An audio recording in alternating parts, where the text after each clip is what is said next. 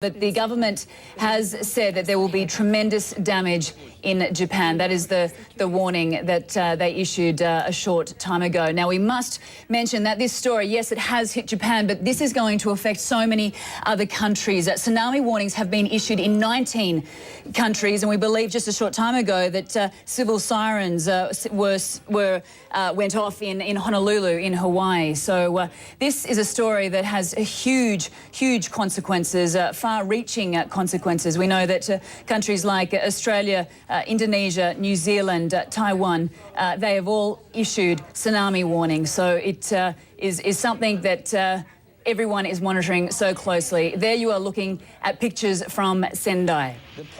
These dramatic images came to us a short time ago. This is that wall, that massive wall of water that is just going through these cities.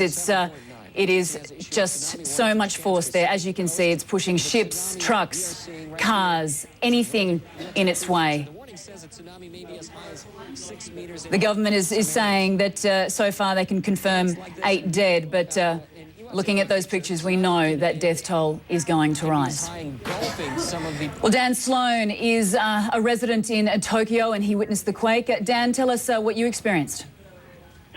Well, the quake struck about 2:46 this afternoon, and we are about 300 kilometers from the epicenter in the northeast in Sendai area, and could feel very strongly the movement here in Tokyo. To put things in perspective, though, Japan has a lot of experience with earthquakes, and its alarm system is actually triggered on telephones and across TV signals.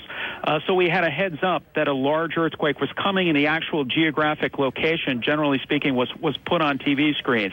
So we knew it was a big one that, in some cases, I'm certain, gave people a bit of a heads up that they could take protective or evasive action. Again, to put things in perspective, where this earthquake struck, it has a large sea coastal community. The city of Sendai has a population of about 1 million, but overall northeastern Japan is rather agrarian and really not kind of a population dense place like Tokyo. Nonetheless, as you're hearing, we have started to see from the government some early casualty reports. The breadth of the tsunami that struck later, in some cases over 7.3 meters, and estimates that could be as high as 10 meters, really have more or less just crushed the coastline and any kind of area that could be exposed to those large waves. Here in Tokyo, there have been sporadic fires. I think one you're looking at is in Chiba, in east of here, at an oil refinery in Ichihara. But nonetheless, in addition to the aftershocks that we continue to feel, there will be tsunamis that are spreading down the coast all the way to Okinawa and certainly throughout the entire Pacific Rim. Yeah, Dan, we're looking at these amazing pictures of this water. It just hit the coast and just kept on going. I mean, we don't know when it will stop.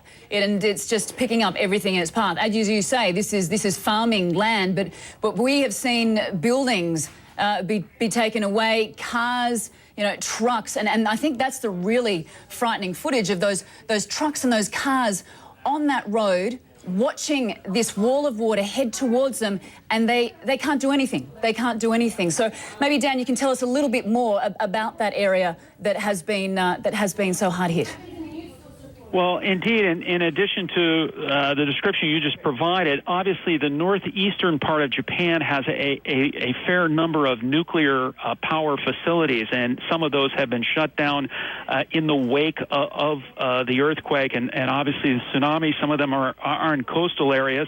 One plant, TEPCO, said there was some damage, but obviously it is telling us that there Dan, were no because we are looking danger. at live pictures, and it would appear that an aftershock is occurring. The camera there has been shaking quite violently, and as you can see, a fire there.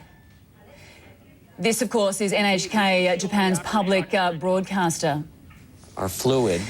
The situation is fluid, and as soon as we get more information, we will be able to provide it to you. In the northeastern prefecture of Fukushima, a local fire department says a welfare facility has collapsed. It says 5 people have been confirmed dead. and several people are missing. In Miyagi Prefecture, police say one person has been confirmed dead after being struck by a falling object. In Iwate Prefecture, one person has been confirmed dead after their car was swept away by a tidal wave.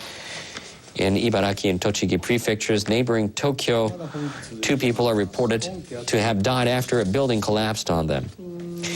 Police in Miyagi Prefecture, where the earthquake hit hardest, says an unknown number of people are missing in Ishinomaki and Kesen-Numa cities, where tsunami waves swept through coastal areas inland. Many buildings and cars have been left submerged in the cities after the waves hit. The earthquake, with a magnitude 8.4, was unprecedented in Japan.